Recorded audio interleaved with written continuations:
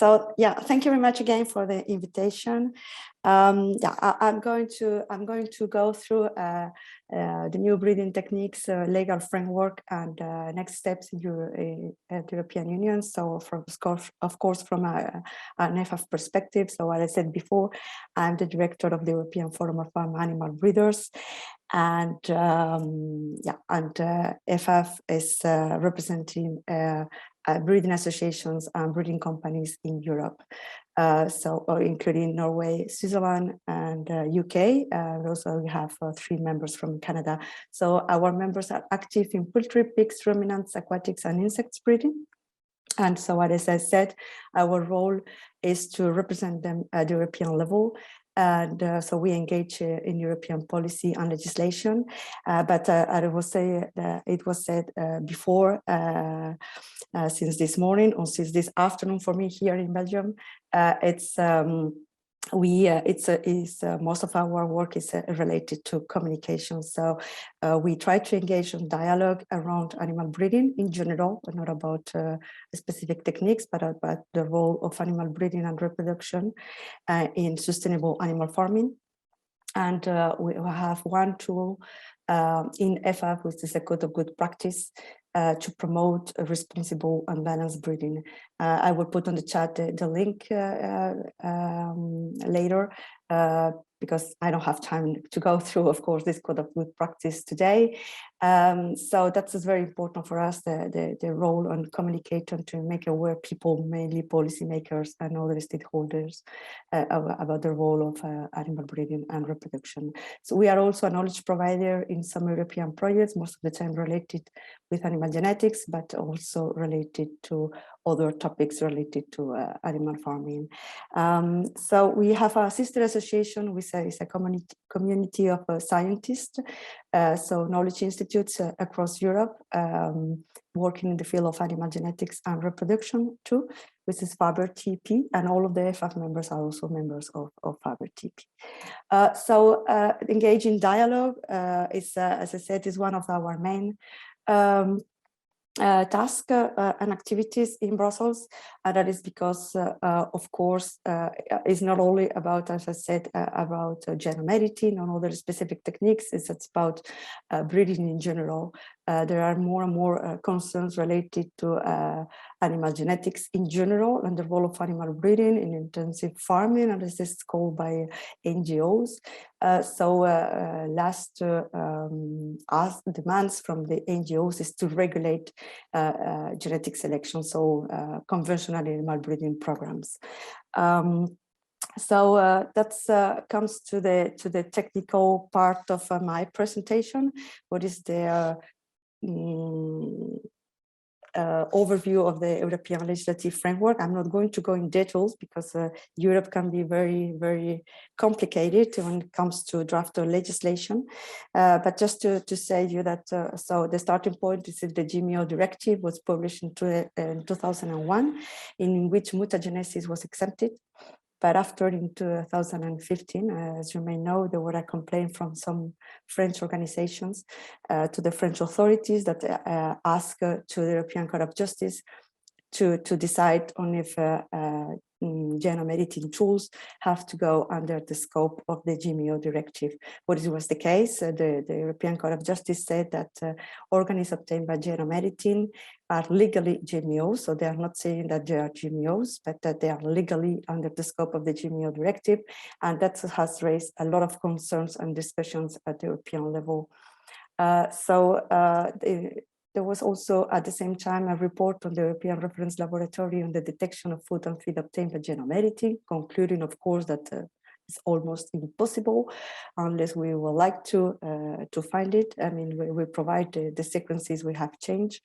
The member states of the European Union, they ask, they ask the European Commission to provide a study on the legal status of these tools in the European Union. So, as you may know, the European Commission published a study earlier this year in which they decide that they are going to start policy actions for plants just right now, October, November 2021.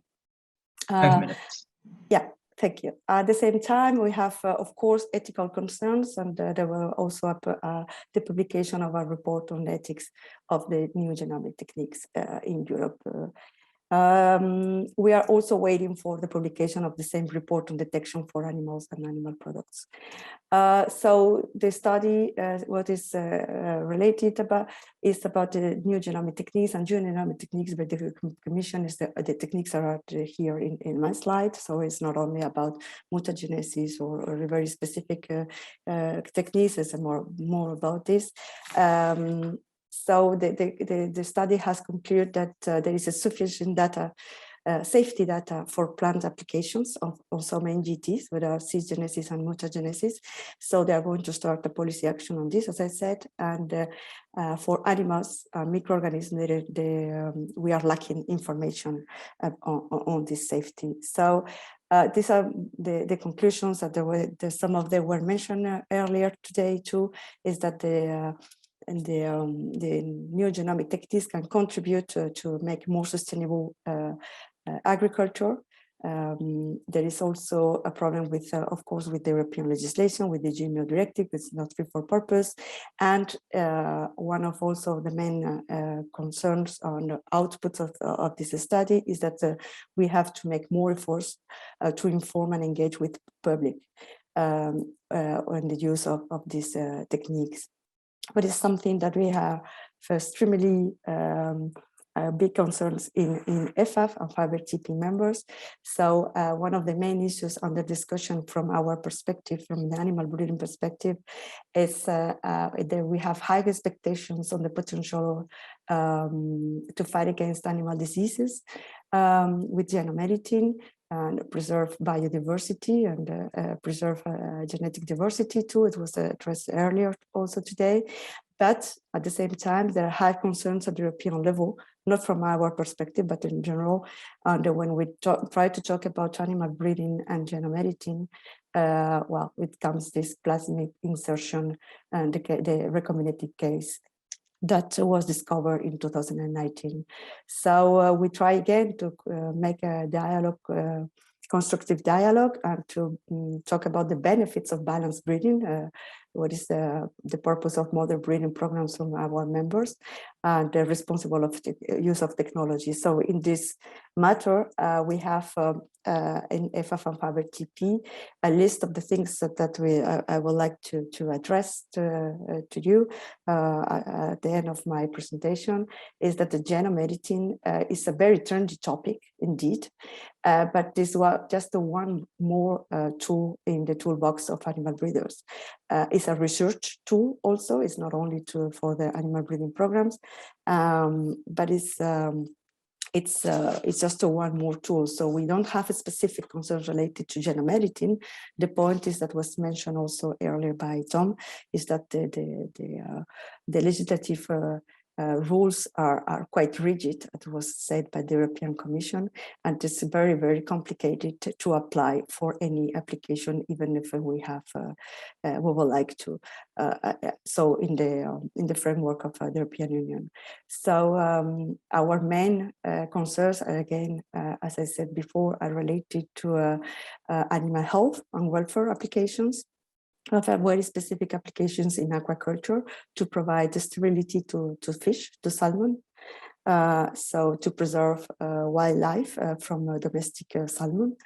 So it's not only about these animal health applications. And so we have said to the Commission and the European Parliament and policymakers in Brussels that the lack of safety data that they said they are lacking, we are aiming to provide it, to engage in dialogue around this. So as it was also addressed by Tom, we would like that we draft new legislation for animal breeding in terms of these new techniques based on science. That's our main concern. So that's our network of scientists is very engaged on this matter, and the public dialogue, but that is for the office in Brussels. But I also would say before, I think also that building dialogue from scientific community is not can't be centralized in Brussels from our perspective, but all of our scientists and animal breeders have to engage on the local level, the national, regional, local level, to engage to this discussions. So we don't talk anymore about, I mean, we do, but the main issue is not about